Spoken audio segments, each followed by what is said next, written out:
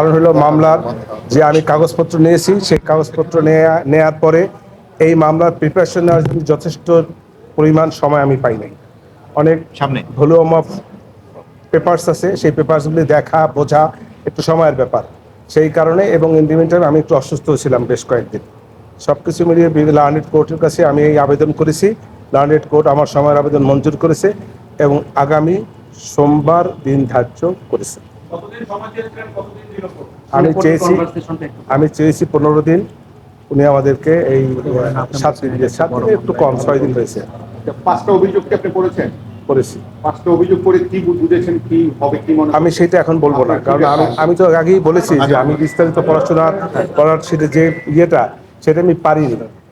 অতএব আমি এই মুহূর্তে আপনাদের এই অভিযোগের এই প্রশ্নের উত্তর আমি দিতে অপারগ। আমির ভাই, আপনি আমি আর একটু পড়ি তারপরে। কোর্টকে বলেছেন যে এটা একটা বড় মামলা এবং ঐতিহাসিক মামলা। আপনি সকালবেলা বলেছিলেন যে শেখ হাসিনা ডিসচার্জের পিটিশন দিবেন আপনি। ওভারঅলটা একটু বলে দেন আসলে কি, কেন ঐতিহাসিক মামলা বললেন এবং ডিসচার্জের পিটিশন? ঐতিহাসিক মামলা বলেছি, বাংলাদেশের ইতিহাসে বাংলাদেশের কোনো প্রাইম মিনিস্টারের বিরুদ্ধে এরকমের আন্তর্জাতিক অপরাধ ট্রাইব্যুনালে ইতিপূর্বে কোনো মামলা হয় নাই।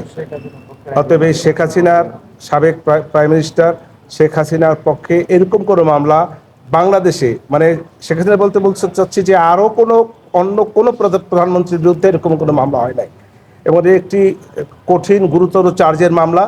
এই কঠিন গুরুতর চার্জের মামলা, এই কারণে আমি সময় চেয়েছি, আমি পরিপূর্ণ প্রস্তুতি নিতে না পারার কারণে। অবশ্যই তার পক্ষে আমি আমার এই ক্লায়েন্ট যাতে এই মামলা থেকে অব্যাহতি পায়। যদি অব্যাহতি এই আজকের আগামী লার্নেড কোর্ট নাও দেন, আমার চেষ্টা থাকবে, আপনার চেষ্টা থাকবে তার পক্ষে তাকে এই মামলা থেকে খালাস করার জন্য সর্বোচ্চ চেষ্টা আমার তো থাকবে। কেমনে বলবো?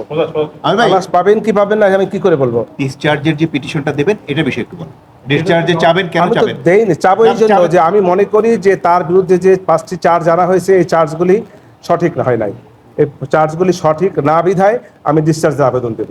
ওকে ওকে, থ্যাংক ইউ। স্টেট ডিফেন্সে এই ধরনের বড় মামলা স্টেট ডিফেন্স করে কাউকে ডিফেন্ড করা বা কাউকে রিলিজ করার কোনো নজির আছে আপনার? নাই, নজির যদি নাই কিন্তু হইতেও হতে পারে। নজির তো যে কোনো সময় হইতে পারে, যে কোনো সময় যে কোনো মামলার নজির হইতে পারে।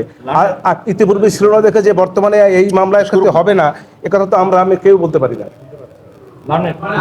একিউজদের পক্ষে প্রপার ডিফেন্স করার জন্য তাদের সাথে যোগাযোগ করা প্রয়োজন, সেক্ষেত্রে দুইজন প্রশ্ন হলে কেমন হবে?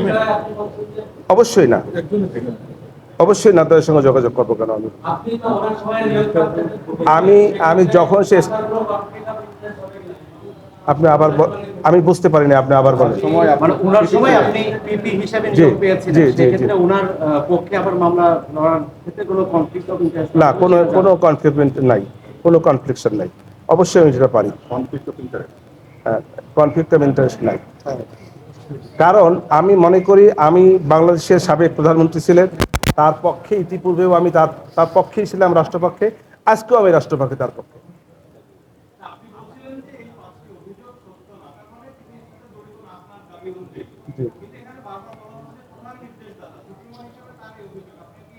আমি তো এই কথার জবাব প্রথমেই দিয়েছি, ইনে নাটসেল আমি বলেছি যে এই 5টি অভিযোগ তার বিরুদ্ধে লাই করবে না, কিন্তু আমি একটা কথা বলেছি যে এর বিস্তারিত ব্যাখ্যা আজকে আমি দিতে পারবো না, আমি সাফিসিয়েন্ট পড়াশোনা করতে পারিনি। আমি বলছি তো আমি অসুস্থ ছিলাম। একই প্রশ্ন বারবার আপনারা কেন করবেন? থ্যাংক ইউ ভাই।